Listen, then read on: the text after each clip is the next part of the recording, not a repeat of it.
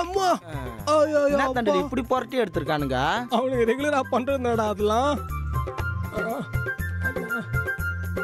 அந்த குட்டி பால ஒன்றும் பண்ண முடியடா அவனை. புடி நல்லா புடி.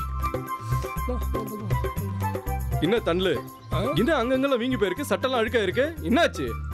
உனக்கு ஒண்ணுமே தெரியாதுல்ல.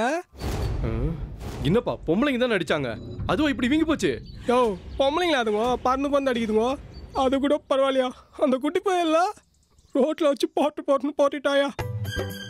என்ன குட்டி அடிச்சானா? என்ன அங்க இதெல்லாம் வேடிக்கை பார்த்துட்டா இருந்த? அதான் நான் கூட இல்ல கவுன்சில், நான் கூட இருந்தேன்னா பாத்துப்பா அவனுங்கள பிரிச்சு மேஞ்சிருப்பேன்.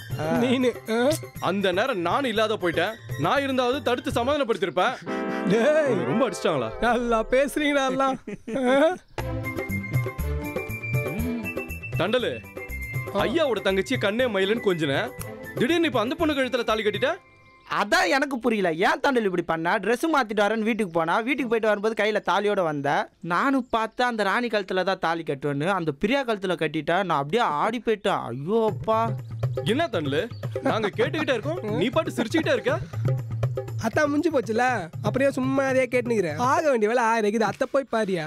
அதெல்லாம் சீரு சிறப்பமா செய்யலாம், ஆனா ஏன் தாலியை மாத்தி கட்டணும்னு சொல்லு. காரணம் இல்லாம அப்படி பண்ணிருக்க மாட்டேன், அது என்ன நீ என்கிட்ட சொல்லு.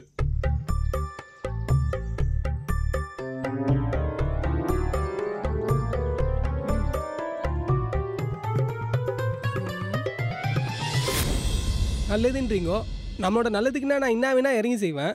ஆனா என்னான்னு சொல்லுங்க கேட்போம். இனிமே நீ லவ் பண்ண வேண்டாம், கல்யாணம் பண்ணிக்கோ.